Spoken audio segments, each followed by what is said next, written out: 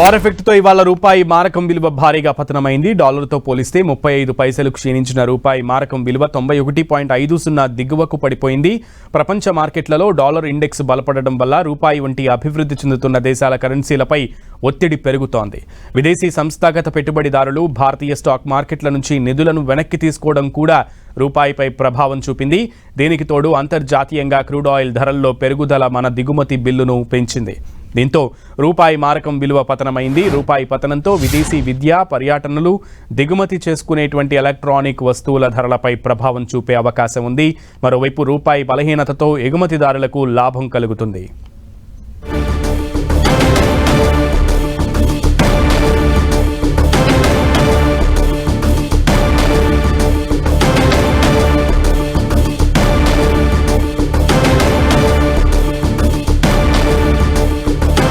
War effect తో ఇవాళ రూపాయి మారకం విలువ భారీగా పతనమైంది. డాలర్తో పోలిస్తే 35 పైసలు క్షీణించిన రూపాయి మారకం విలువ 91.50 దిగువకు పడిపోయింది. ప్రపంచ మార్కెట్లలో డాలర్ ఇండెక్స్ బలపడడం వల్ల రూపాయి వంటి అభివృద్ధి చెందుతున్న దేశాల కరెన్సీలపై ఒత్తిడి పెరుగుతోంది.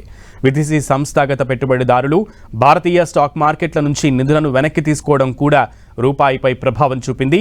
దీనికి తోడు అంతర్జాతీయంగా క్రూడ్ ఆయిల్ ధరల్లో పెరుగుదల మన దిగుమతి బిల్లును పెంచింది. దీంతో రూపాయి మారకం విలువ పతనమైంది. రూపాయి పతనంతో విదేశీ విద్య, పర్యటనలు, దిగుమతి చేసుకునే ఎలక్ట్రానిక్ వస్తువుల ధరలపై ప్రభావం చూపే అవకాశం ఉంది. మరోవైపు రూపాయి బలహీనతతో ఎగుమతిదారులకు లాభం కలుగుతుంది.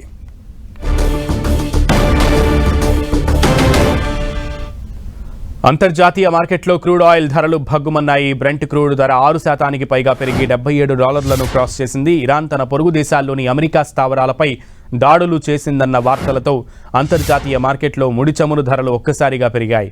చమురు ధరలు పెరగడం వల్ల భారత్ లాంటి దేశాల్లో ద్రవ్యోల్బణం పెరుగుతుందన్న భయం ఇన్వెస్టర్లలో మొదలైంది. హార్మూజ్ జలసంధి ద్వారా రోజుకు సగటున 2.5 మిలియన్ బ్యారెళ్ల చమురు దిగుమతి అవుతోంది. ఇది మన దేశం మొత్తం దిగుమతుల్లో 50% సమానం. ఈ సరఫరా నిలిచిపోయినా మన నిల్వలు దాదాపు 60 రోజుల దిగుమతులకు సరిపోతాయని ప్రభుత్వ వర్గాలు తెలిపాయి. అయితే అదనంగా చమురు మార్కెటింగ్ కంపెనీల దగ్గర ఉన్న రిఫైన్డ్ ప్రొడక్ట్ నిల్వలు ఈ సామర్థ్యాన్ని మరింత పెంచుతాయి. దీంతో మన దేశంలో చమురు భయాలు మరింత పెరిగాయి. ప్రపంచవ్యాప్తంగా వినియోగించే ముడి చమురులో సుమారు 3వ వంతు హార్మూజ్ జలసంధి ద్వారానే రవాణా అవుతుంది.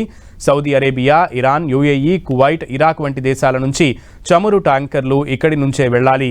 అయితే మిడిల్ ఈస్ట్, పశ్చిమాసియాలో యుద్ధ మేఘాలు కమ్ముకోవడంతో ఇరాన్ ఈ జలసంధిని మూసివేస్తుందా లేదా రవాణాను అడ్డుకుంటుందేమో అన్న భయం మార్కెట్లను వణికిస్తోంది. ఒకవేళ చమురు సరఫరా నిలిచిపోతే అంతర్జాతీయ మార్కెట్లో క్రూడ్ ఆయిల్ ధరలు $100 క్రాస్ చేయొచ్చనే అంచనాలు మొదలయ్యాయి. ఇక ఇదే జరిగితే మన ద్రవ్యోల్బణం రేటు ఒక్కసారిగా పెరుగుతుంది. చమురు ధర పెరిగితే రవాణా ఖర్చులు పెరిగి నిత్యావసరాల ధరలు పెరుగుతాయి. ఇది స్టాక్ మార్కెట్లపై ప్రతికూల ప్రభావం చూపుతుందని ఎక్స్పర్ట్స్ చెప్తున్నారు.